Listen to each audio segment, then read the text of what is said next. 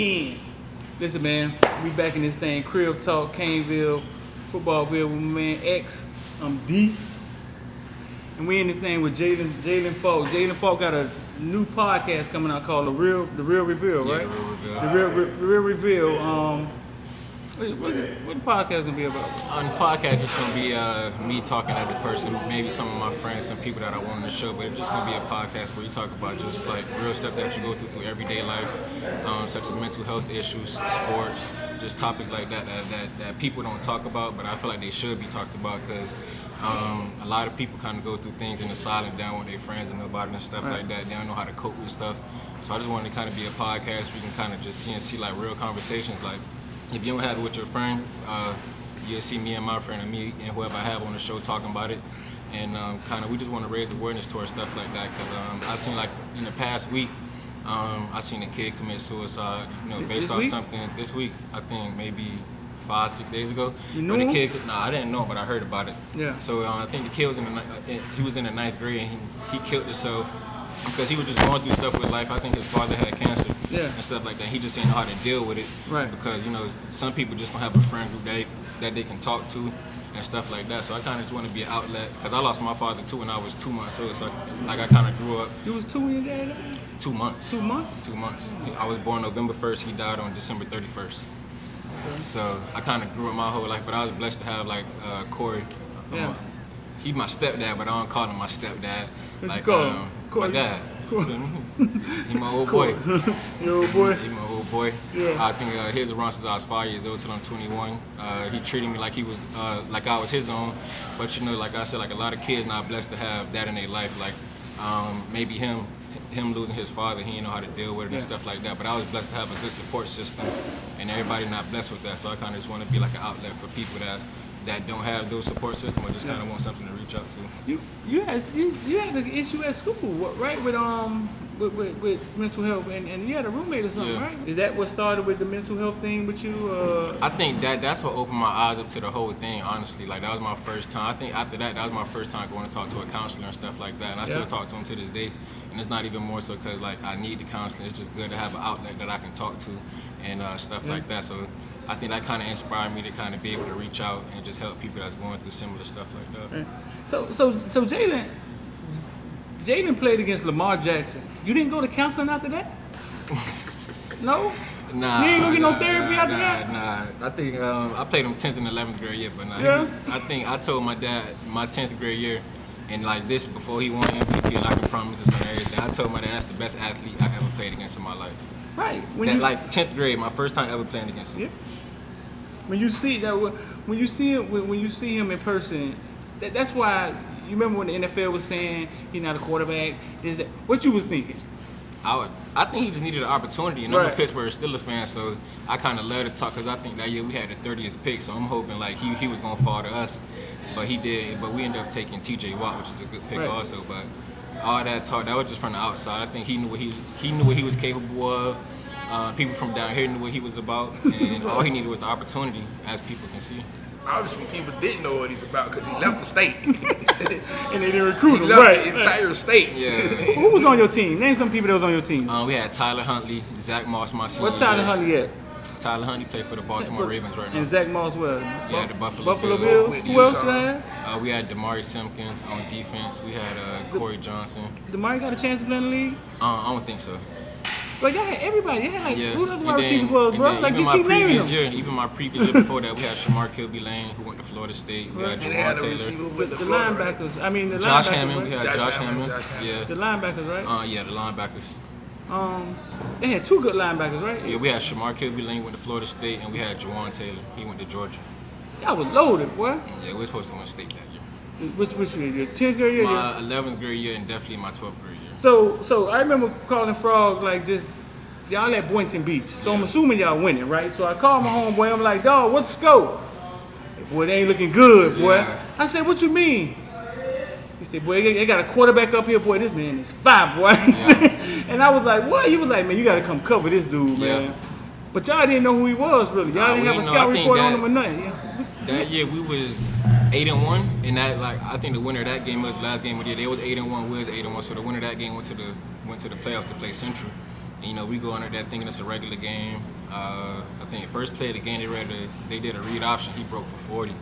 Almost. We like, oh, whoa, whoa, whoa, whoa. I'm talking about it ain't like no little open 40. He done boo, boo, boo, boo, boo, boo, boo. And we like, yes, oh, sir. Hold on, boy. Yes, sir. And we looking at the clock. Boy, it's the first quarter, 11 minutes left. We like, God So damn. y'all had huddle, right? Y'all didn't go look at the video? Man, I think that week. What? We Y'all had something important, more important to do? I think at that point I think the coaching staff we had on defense, we had an awesome coaching staff, but we didn't really take film serious. I think It was that year. Bowens? It wasn't Bowens, right? No, Bowens took that no, stuff serious. Um, That was his name, right? David Bowens? David Bowens. Yeah. That was my 12th grade year. If we had him my 11th grade year, guarantee we would have No, went back to yeah, back. David Bowens was that man. He was that man. I think he the reason I stayed at Hallandale too. Like once he came, he talked to me, and he told me he was in the league for 12 years. He played for this Played team, for the that Dolphins, team. right? He played Former for Miami the Dolphins. Dolphins. David Bowens was the defensive coordinator. Yeah, That man. He came my 12th grade year. I think he kind of took my game to the next level too. That was the first time I actually had a coach that kind of held me responsible how he did from Optimus. And like we was in the film room Monday, Tuesday, Wednesday. Like we'll go from the film room to practice, room to practice. And that was the first time we saw something like that. And that's like once we lost, I think from 11th grade to 12th grade, we lost a lot on defense. Like we lost the two linebackers, we lost all our D line, so we kind of started fresh. But him coming in that thing, taking film serious and stuff like that, that kind of helped us out a lot. Yeah. All right, man. This is Jaelyn Faulk. Me and X. We'll be back. Y'all make sure y'all like and share and hit the join button, man. Support what we got going on. Jaelyn Faulk, Real Reveal podcast coming. We'll be back.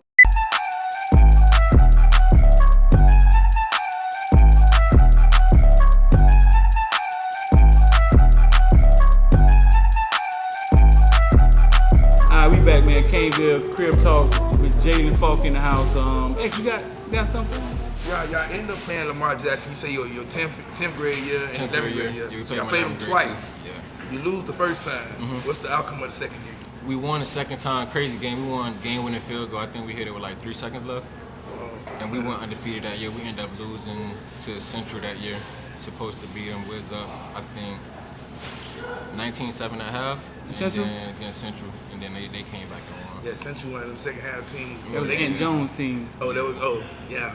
They won them second half team. They lose and then second half come, they shut it down. But you played Lamar Jackson the first time he did some things. I was like, man, who is this guy? Did some things both times. So the second time, y'all know who he is. Y'all know who he is. Y'all studied him. Nah, and he still was starting from that year. I ain't even gonna lie. Starting from the beginning of the year, I think that's the only game we was really thinking about. Because I think the previous year before that, we lost to one of our rivals, Dillard. But you know, it kind of happened. We lost to them. So I think 11th grade, that was kind of the best thing that happened. Because coming into the season, we had a fight in. So we came out, started at 9-0, played them our last game. We had a crazy game and ended up winning by a field goal. But I think Lamar Jackson gonna be Lamar Jackson, and I think it's not as I don't feel as bad seeing him doing it in college and the NFL. Right. So when he's doing it against us, I'm like, man, he was special. No. He definitely was special. He could roll left and throw the ball like 60 yards, like accurately 60 yards or 70 yards, man. It was amazing to watch him play. Why didn't he get recruited? I don't know why he didn't get recruited. To be actually on the field with him, right? Yeah. Any close to how fast he was? Like, what was so good about him? Like, actually, when you see him, he keeping it. Let me try to get over there, and then.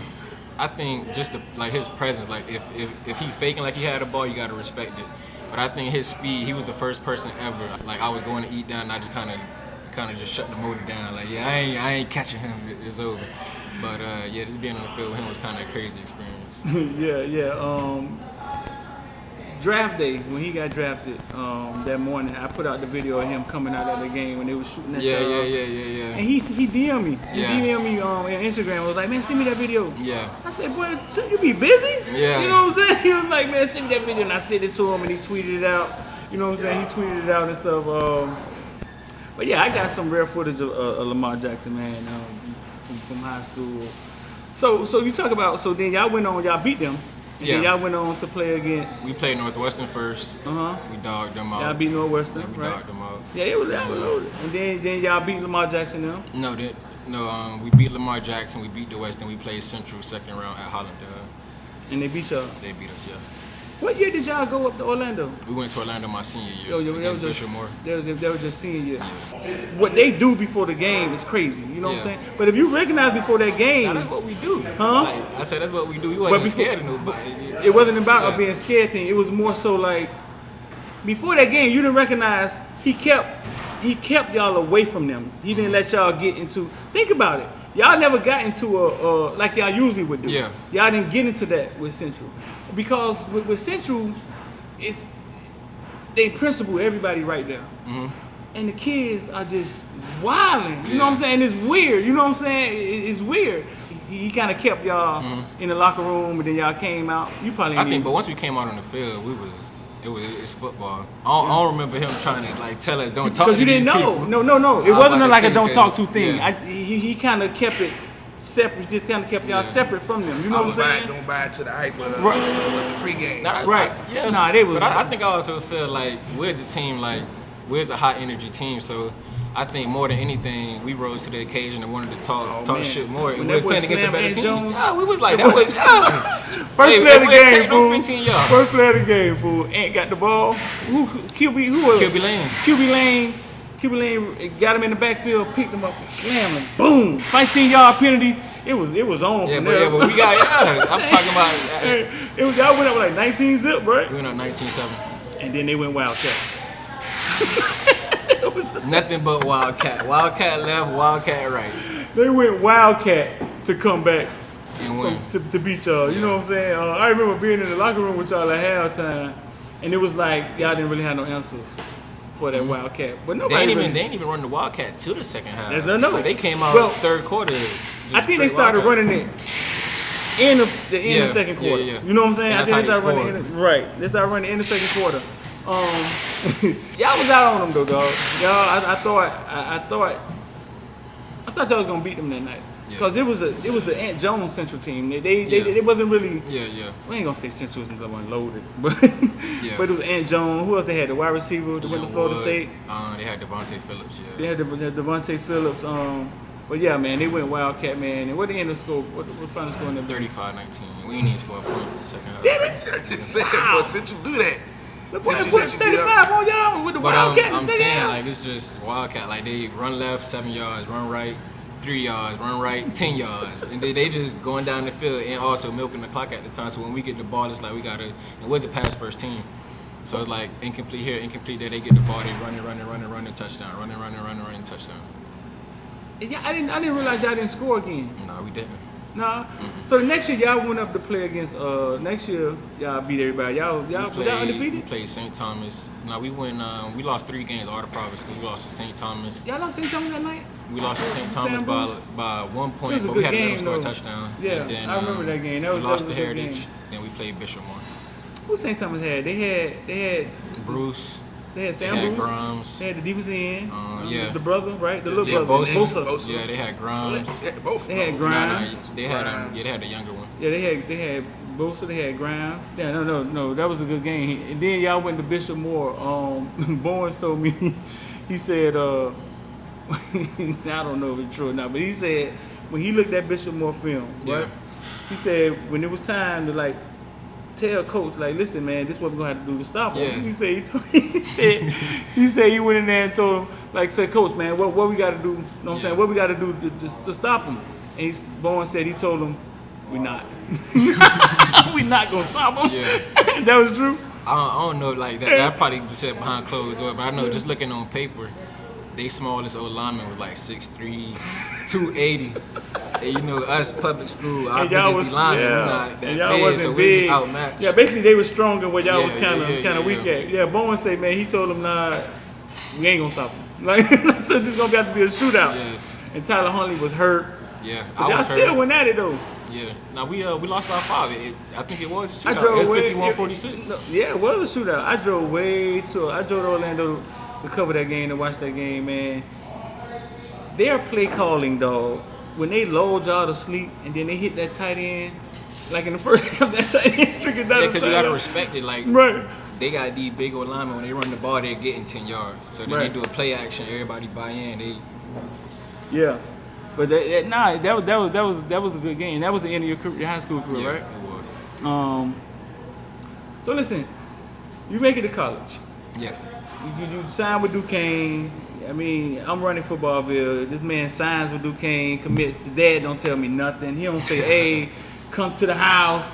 Jaelyn Faulk finna commit. It wasn't even that That type man of the worst, man. Yeah. That man is the worst, man, when it comes to that stuff. So you get to Duquesne, and was college everything it wrapped up to be? I mean, was it what you ever dreamed about? Was it? I had fun in college. I think I met a lot of good people in college, lifelong friends, and I'm appreciative of that part. But sports was good. I think college, like overall, was everything I expected in a way. Yeah. Is college football fair? Depends on how you look at it. It's a business, so I feel like as a player, once you understand that, your life in college will be a lot easier. But a lot of people don't realize that. As a ex, you went to college. You played basketball in college. Nah, I ain't. You never made that, huh? Nah, I had surgery before Yeah. I did that. And you never got there. Yeah. When you say it's a business, I hear people say that all the time, and I don't think real like unbusiness people really understand what business is. You know what I'm saying? I think when you say it's a business, give more elaborate. Explain what you mean. I feel like coaches there, it's not like high school where you don't knew these coaches your whole life, or your parents might have known them, or you just kind of know them. But these coaches, like they there to feed their family. So this is like their job. That's what they do. So they pay to like I think kind of come together and make a decision rather than one person making a decision. So even if you might be playing good, one coach might think you should play, even though you feel like you should get on the field. When you're playing good, like you get on the field, I feel like the coaching staff as a collective got to be all in on you. So it's not about winning and losing? It depends where you at. What the hell does that mean, Jake? I mean, what do you mean? if you look at a place like Alabama and Yeah. stuff like that, they best man play. It don't matter if you freshman, sophomore, junior, senior, best man play. But I feel like at some other places, it's more about who got a good relationship with the coach, who person or who family donate this much money, then they person like they. What kind of politics? Yeah, politics in a way, definitely. Yeah. But who? So it's not about really winning games, because it's like we ain't gonna really win nothing anyway. It depends so on what it's school gonna you turn at, into though. a game. It's the culture. Yeah. Yeah. And what was Duquesne's coaching? I think more so focused on winning conference more than trying to, win the whole thing or something like that. I feel like that was the difference between playing down here and playing up there. Like even if you don't have the best team, which I think we had, like our team was loaded at Duquesne for the most part. Just but I think that's the first time I saw how important the coaching staff was to a football team. Yeah. Like I feel like the team we had, if we had maybe another coaching staff that might have been from down here, just like I feel like somebody that came in and just kind of brought in a different culture in a way, like to kind of draw the guys, make them go an extra mile for a coach. Because I feel like having a good relationship with your coach means everything. Like if a team is willing there to kind of throw their body around for a coach, like just kind of don't care. And I think that's how we was in high school. And I feel like that's kind of the love I was expecting to have for it. Yeah, Damien, even all the coaches. And I feel like that was the difference between going from high school to college. Yeah. So to these kids that's finna go to college, there's some kids that about to go to college right now, right? Yeah. You know what I'm saying? They about to get started. Yeah. Explain to them a day in the off season, what they about to go through when it ain't football season and they just get conditioned. How does it go? Start me off. You wake up what time in the morning in college? It's probably 7 o'clock. Like I say, I think like 7:30. Wake up 7:30, and then y'all do eat what? breakfast. All meals mandatory. So I think you got to eat breakfast. After that, you probably got film. All meals mandatory. What you mean? If it's breakfast and they serving breakfast at a certain place, you got to be there. You have to be there. Yeah, you have to be You can't skip a meal. Okay. After that, you go to film, special team meeting, anything like that. After that, you probably go to practice. And kind of depending on what type of day it is also. If it's a tour day, which I don't think they're allowed to do those no more. But I think a regular day kind of be so just waking up. So give me the times. You wake up at 7. You wake breakfast up at 7. What time? Breakfast probably from 7 to 8. And then they have like things where there'll be like skill position, watch film, bigs, go lift and stuff like that. Then you rotate that for like 3 hours. And after that, you probably have 2 hours off. You practice for 2 hours. So what time it is? 2 hours off is what, 11 o'clock? It's probably like 11, 12 o'clock. You have 2 hours off, maybe from like 12 to 2. You have to go back to film probably from 2 to like 3:15 to like kind of talk about practice, what y'all gonna focus on and stuff. So before practice, y'all go talk about what we finna practice about. Yeah, and they kind of be like, and they kind of give you the whole rundown, like we're team here, 7 here, da here, and you kind of just do it like an hour before and go practice, and then after practice, the day not even over.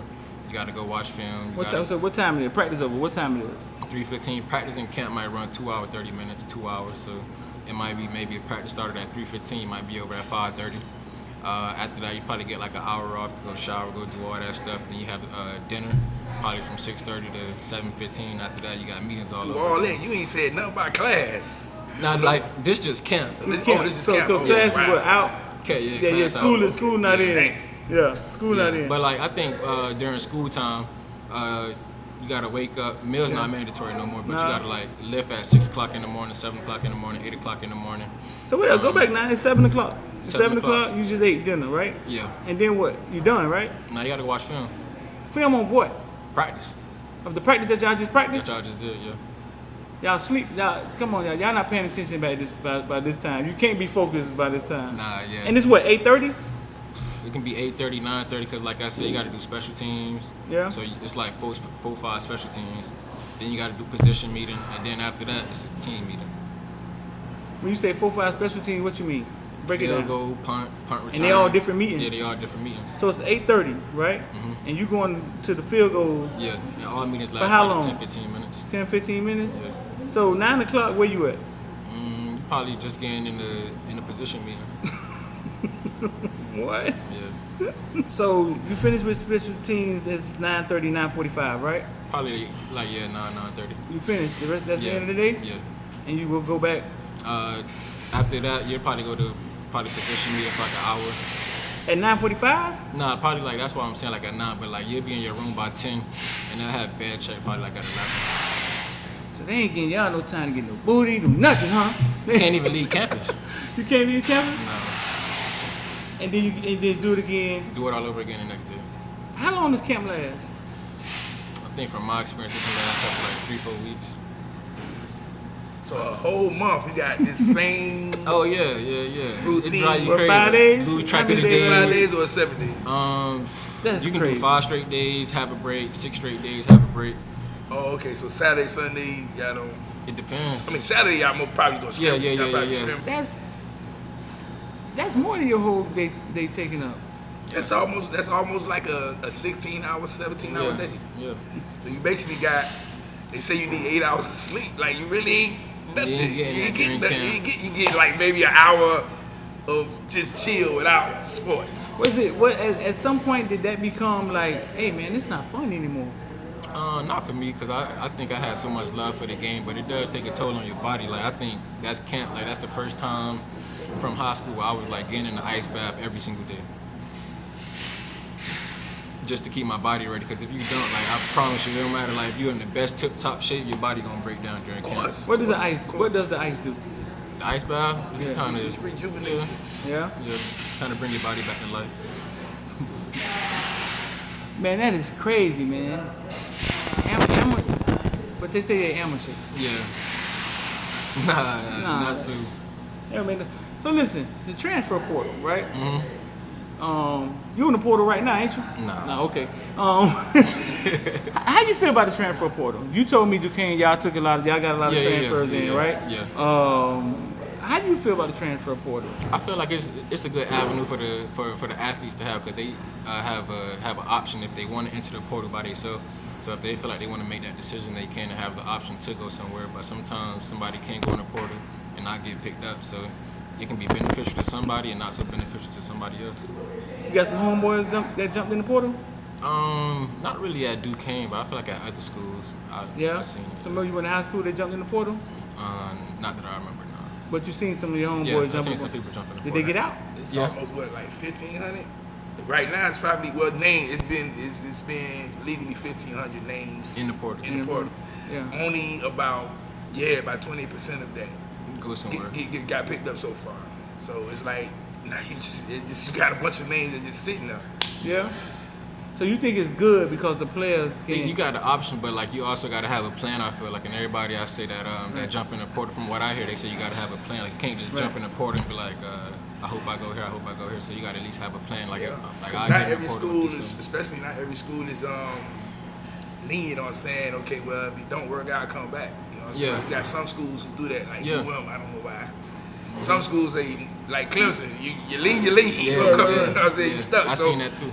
You got, it's like you say, it's good because the players basically banking on themselves. Like you're saying, but look, I'm gonna trust myself, to go to some team that's gonna need me right now. It's good, but then got some teams be like, hey man, we full up. Yeah. So you was a cornerback though, right? Who the best wide receiver you ever guarded? I feel like you was gonna ask me this question too, but I don't know. It's hard to say. Like I feel like on the field, I played so many different positions. I played nickel, I played corner, I played safety my senior year. But I feel like just going head to head from a working out perspective, at Premier Athlete, just somebody I always went against and kind of looked up to the challenge for Sam Bruce. You used to get in front of Sam Bruce? All the time. Yeah? At Premier Athletes, and then we played against each other in That's 7-on-7. scary, boy. That man today, still right now, he be with Gold Feet. He look the same as he looked when y'all used to be at youth school. Nah, but I had the best DB coach. I feel like ever. Yeah, and I feel like that's the coaching out here. We're not scared of competition. I feel like, and I done seen you going to school places like some people like, oh, he good, I don't want to go against him. But I feel like the Miami culture of football, you don't care who you lining up against. It's like if you line up, man, show me. So Sam Bruce, every Sunday you used to like going against Sam Bruce. Yeah, for the most part, yeah. I got video of some of that stuff too, still, man. Yeah. And we used to talk. So Sam, so that's like in training. So in the game, you can't got nobody to play against in the game. That I can really remember. But, I ain't really look at matchups. If you line up in front of me, you line up. I ain't care if I spend. You see that mentality, man? That's that cornerback mentality. It didn't really matter. So you say you had the best DB coach in the world. Who we talking about? Stanford Sam Hughes. What the nickname is? Boosie. Best DB coach hands down. I feel like to this day he deserved to have a job in the NFL. Ain't he FAU? Yeah. I talked to him the other day. What was the saying he used to say? If you see the ball leave the quarterback hand, you gonna watch the receiver catch the ball. So basically, he's saying if you see the ball leave the quarterback hand, so that means you looking in the backfield. If you watch the quarterback throw the ball, you gonna watch the receiver catch the ball. Right. Any other sayings here, man? Boosie funny, man. His saying was lock no keys. Locks no keys. Like you put a lock on somebody and throw away the key, they just locked up. Lock no keys. Locks no keys. See, where's his son at? What's Stanford Sam at? Playing for the Packers. Oh, yeah, the Packers. He on the roster? Yeah, he on the roster. That's what's up, man. I knew that man could play, man. Florida State tried to kill this man. I talked to him, man. He was like, man, I'm out of there, man. So listen, man. Your podcast coming. You know you gonna drop it? It probably coming like within sometime this year. Yeah, no, definitely. I think coming up soon, maybe like in the next 3-4 weeks. Possibly, but I'll definitely let you know. So I'm come and let everybody know. Definitely. We'll have you back on here too, man. So anything you want to tell the kids, man? That's traveling the road you just traveled, bro. I feel like as an athlete, man, you just got to be mentally strong. Football, basketball don't really matter.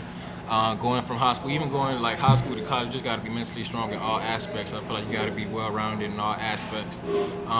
In sports, maybe so in business, and find something that you're passionate about outside of sports, because I feel like one day sports does end, and I feel like I'm at the end of my football career, but I kind of did a good job. I feel like realizing that in a way, like I kind of see the end of the tunnel a little bit, so kind of like start looking at other stuff that I like doing, passionate about, which is like kind of talking to people, helping people. That's kind of why I'm going towards the podcast route a little bit. I feel like it's gonna help me grow as a person.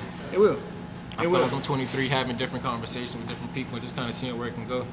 So possibly, having conversations with some people, seeing it grow, and just having like the chance to kind of build something special, hopefully. And then one day I can kind of look back at it, having maybe a lot of views, but more so I just want to have like a strong impact on people. So people can say like, Jaelyn helped me out at this aspect of my life, or this aspect through sports, through life, or something like that. So I kind of just want to be an avenue for help in all aspects. Oh man, that's what's up, big dog. Let me see you grow up, fool. Kind of did some with sports and all that. So see you grow up, man. That's what's up. But all right, man, that's Jaelyn Faulk. We're gonna get out of here. Y'all make sure y'all like and share. Hit the join button, man. Caneville, we out. It's gonna take 3 motherfucking days, and that's what?